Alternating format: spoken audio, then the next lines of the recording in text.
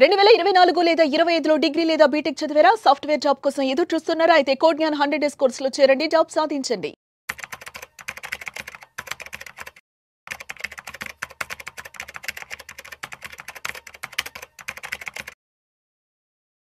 నమస్తే సుందరం రెడ్డి గారు.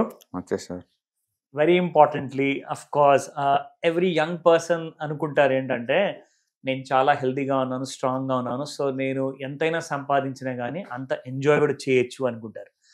First and foremost నేను ఇక్కడ చూసింది ఏంటంటే పీపుల్ హూ క్రాస్ 40 and 50 ఆ యంగ్ జోష్ అనేది ఏదైతే ఉంటుందో అది కాస్త సైలెంట్గా మొత్తం జీరోలోకి వెళ్ళిపోతుంది. ఆ టైంలో ఒక టెన్షన్ అనేది మొదలవుతుంది, నేను ఎంత తప్పు చేశాను అని చెప్పేసి.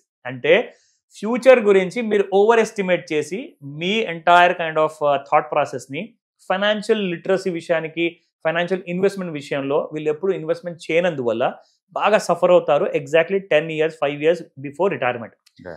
So how is it easy or is it tough to create a retirement corpus? ఎందుకంటే రిటైర్మెంట్ లైఫ్ మనం అనుకుంటాం పిల్లలు పుట్టారు కదా మనకు, పాప బాబు వీళ్ళు చూసుకుంటారు మనకు అనుకుంటారు. బట్ నిజంగా చెప్తే నేను చాలా మందిని చూసానండి, most of them are shifting to old age homes అనమాట. సో చాలా మందికి అలాంటి ఆప్షన్ ఉండకపోవచ్చేమో, కానీ ఇప్పటి నుంచే ఎవరైతే జాబ్ చేస్తున్న వాళ్ళు ఉన్నారో వీళ్ళందరూ కూడా ఇలాంటి రిటైర్మెంట్ కార్పొరేట్స్ గురించి కలలే కంటూ ఉండొచ్చు అంటారా, లేదంటే నిజంగానే వీళ్ళు ఈజీగా అలాంటి కార్పస్ తయారు చేసుకోవచ్చు? డెఫినెట్గా తయారు చేసుకోవచ్చు అండి, మనం అనుకున్నంత కష్టమేం కాదు.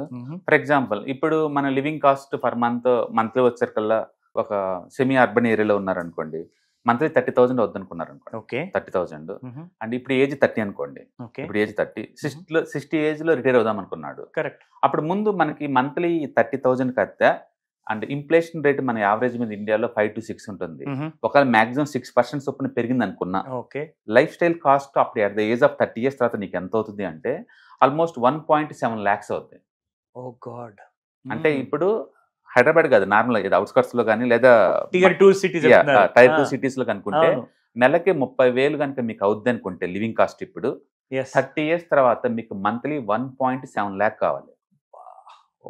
అంటే మనం ఆలోచించడానికే ఇష్టపడలేదు అట్లా వాటిని, ఇంత కాస్ట్ అని. అవునండి, ఇంత కాస్ట్ అవుద్దని కనిపిస్తుంది. ఎందుకంటే ఇన్ఫ్లేషన్ ఇయర్లీ యావరేజ్ 5 to 6 కదా. Correct, 5 to 6. మనం విడిగా చూసినప్పుడు ఇన్ఫ్లేషన్ లా కాకుండా విడిగా చూసామనుకోండి, సింపుల్ గా మన రోజు కన్జ్యూమ్ చేసే మిల్క్ ఇలాంటివి చూసామనుకోండి, లాస్ట్ సమ్మర్కి ఈ సమ్మర్కి 4 rupees పెంచుతారు. సమ్మర్ రాగానే 4 rupees ఈజీగా. కరెక్ట్. మన కర్ణాటకలో 5 rupees పెంచారు single time at time. Oh god. లీటర్కి 5 rupees అంతే. అంటే ఎవ్రీ సమ్మర్కి పెంచుతూనే ఉంటారు by default 2-3 rupees.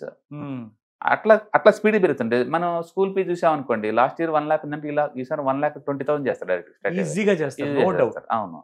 And bus fair అయితే ఇప్పుడు మినిమం 10 అసలు 5 లో ఇప్పుడు. అంటే కొనేది డబుల్ త్రిబుల్ అయిపోతుంది. మన ఏదో వెజిటబుల్స్ కలిసి మనం పోక చేస్తాం కానీ మరి పర్టికులర్గా హాస్పిటల్ ట్రీట్మెంట్ కాస్ట్ అయితే అండ్ ఈ పుస్తకాలు చెప్పినట్టు 5-6 కాదండి, 20-30 పెరిగిపోయినాయి అన్ని. 20-30. అందుకని ఇండియాలో ఇన్ఫ్లేషన్ కనపడదు కానీ అది మేజర్ కిల్లర్ అనమాట మన ఎర్నింగ్స్ కి. ఓకే, అందుకని ఇన్ఫ్లేషన్ 6% చొప్పున లెక్కేసిన 30 years తర్వాత ఈ ప్రస్తుతానికి 30,000 ఉండే వాళ్ళ లైఫ్ స్టైల్ కాస్ట్ ఎంత అవుద్ది అంటే 1.7 lakh అవుద్ది పర్ మంత్. అప్పటికల్లా ఇన్కమ్ ఆగిపోద్ది. అందరికి పెన్షన్ ఫండ్స్ ఉండకపోవచ్చు. కరెక్ట్. ఎందుకంటే ప్రైవేట్ ఆటోలో పనిచేసే వాళ్ళందరికీ అంటే పిఎఫ్ రాకపోవచ్చు, ఉండకపోవచ్చు కూడా. ప్లాన్ చేసుకోకపోతే ఎంత టఫ్ ఊహించుకోండి. ఇంకా ఆ రేటు దగ్గర వాళ్ళు జీవితం గడపాలి. ఇంకా నెక్స్ట్ 30 సంవత్సరాలు. అసలు మీరు చెప్పంగానే ఎప్పుడే నరకం కనిపిస్తుంది. అవును. బట్ ఆలోచించడానికి భయపడేంత మాత్రం నువ్వు ఎస్కేప్ అవ్వలేవు. ఎగ్జాక్ట్లీ. ఎందుకంటే ప్లానింగ్ లేకపోతే రిటైర్మెంట్ ఎప్పుడు చాలా పెయిన్ఫుల్ గా ఉంటది. ఓకే, అందుకని మనం ఏదో భయపెడుతున్నామని కాదు, రియాలిటీ చెప్తున్నాం. Fact, reality. అది కూడా 30,000 చెప్తున్నాం. ఇప్పటికే లైఫ్ స్టైల్ కాస్ట్ 50, 60, 70 లక్ష రూపాయలు అయ్యే వాళ్ళ పరిస్థితి ఊహించుకోండి ఏమవుతుంది నెక్స్ట్. ఓకే, ఇప్పుడు వీళ్ళు ఎలా ప్లాన్ చేసుకోవాలంటే ఇప్పుడు ఈవెన్ మంత్లీ 30,000 కూడా నువ్వు సేవ్ చేసుకొని కనుక అంటే కనీసం ఒక 15% వచ్చే చోట ఇన్వెస్ట్ చేశారనుకోండి, like multi asset allocation fund కానీ లేదా కొంచెం రిస్క్ ఉంటే కనుక ఈక్విటీ మ్యూచువల్ ఫండ్స్లో కానీ ఇన్వెస్ట్ చేశారనుకోండి, లేదా మీకు ఎక్కడైనా మనీని 1.5 రూపీ ఇంట్రెస్ట్ చొప్పున గ్రో చేసే కెపాసిటీ కానీ ఉంది అనుకోండి, అలాంటి చోట పెట్టారనుకోండి, ఒక 1 month ఎక్స్పెండిచర్ అంటే 30,000 రూపాయలు కనుక మీరు పక్కన పెట్టుకుంటే 30 years తర్వాత అది 15% చొప్పున జనరేట్ చేసింది అనుకోండి, మీకు లిటరలీ దాని వాల్యూ ఎంత అవుద్దంటే 19 lakhs అవుద్దండి. 19 lakhs అవుద్ది మీకు జస్ట్ 30,000 పక్కన పెట్టుకుంటే. ఒక నెల జీతం, ఒక నెల నీ ఎక్స్పెండిచర్ ని పక్కన పెట్టుకోవాలా, దాన్ని సేవ్ చేయాలి ఎక్కడో చోట. ఆ సేవింగ్ రిటర్న్స్ ఎంత ఉండాలా? 15% ప్రయాణం చొప్పున ఉండాలా. అంటే ఎవ్రీ ఇయర్ 1 మంత్ ఎక్స్పెండిచర్ జాగ్రత్త సేవ్ చేసి ఇన్వెస్ట్ చేయడం ద్వారా 30 years తర్వాత ఆ డబ్బులతోటి నువ్వు 12 months బతకొచ్చు లైఫ్ స్టైల్. ఎందుకంటే అప్పటికి ఎంత అవుతుంది నీకు లైఫ్ స్టైల్ కాస్ట్ 1.7 lakh అవుతుంది. ఇది నీకు 19 lakhs ఇస్తుంది. సో మీకు అవసరం తీరిపోయినట్టు 1 year. అందుకని మనం కెరీర్ 30 age లో ఉన్నప్పుడు ఎవ్రీ ఇయర్ 1 month ఇన్కమ్ హౌస్కి ఎంత ఖర్చు వద్దో అంత తీసి సేవింగ్ అకౌంట్ లో పెడతా ఉన్నాం అనుకోండి, అక్కడ మనం 1 year ఎక్స్పెండిచర్ సేవ్ చేస్తున్నట్లు లెక్క అనమాట. ఇట్లా ఈ 30 years చేయడం ద్వారా అక్కడ 30 years సర్వే అవ్వచ్చు. అంటే దాదాపు నెలకు ఒక 2,500 ఆర్ 3,000 మధ్యలో తీసి పక్కన పెడితే ఎవ్రీ మంత్ పెట్టుకుంటారా, లేకపోతే ఇప్పుడు మీ లివింగ్ కాస్ట్ ఎంత ఉందో అంత టోటల్ 1 month అమౌంట్ ని మీరు సేవ్ చేయాల్సి ఉంటుంది. 30 years తర్వాత దాన్ని ఓపెన్ చేయాల్సి ఉంటుంది. బట్ యావరేజ్ రిటర్న్స్ మనం 15 వేసుకుంటే కనుక 15 కనుక వేసుకుంటే 12 months కలిసి వచ్చింది ఆ డబ్బులతోటి. అంటే ఇప్పుడు 30,000 investment at the rate of 15% returns open లెక్కేసుకుంటే ఆఫ్టర్ 30 years తర్వాత మనకు వచ్చింది 19 lakhs అండి.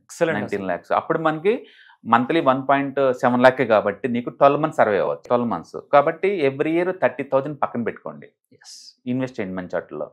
అది మంత్లీ 2-3,000 చేస్తారా లేదా ఎట్ టైం చేస్తారా అది మీ ఇష్టం అనమాట. అప్పుడు రిటైర్మెంట్ కార్పస్ వస్తుంది.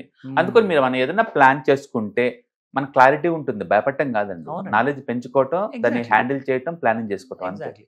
ఎందుకంటే ఉద్యోగం కంటే ముందు స్కూల్లో కాలేజ్లో కూడా ఎలాగైతే మీరు చదువుని మేనేజ్ చేసుకుంటూ వచ్చారు, దాని తర్వాత పెళ్లి చేసుకుని మ్యారేజ్ని మేనేజ్ చేసుకుంటూ వచ్చారు అంటే ఫైనాన్షియల్లీ కూడా మీరు మేనేజ్ చేసుకోవచ్చు, ఆర్ ఎక్స్పర్ట్ సహాయం తీసుకోవచ్చు. తప్పకుండా ఇందులో తప్పేం లేదు. ఎందుకంటే నేను ఇంకొక విషయం ఏం గమనించానంటే సార్, ఇన్ఫ్లేషన్ 6% మనకు ఏదైతే కన్జ్యూమర్ ఇన్ఫ్లేషన్ ఉంటుందో CPI ఇండెక్స్లో, దీంతో మనం పోల్చుకుంటే యాక్చువల్గా మనం అనుకున్నట్టుగా ఇప్పుడు 30,000 మీరు అన్నారు ప్రతి నెల ఖర్చు పెడుతున్నారు కదా.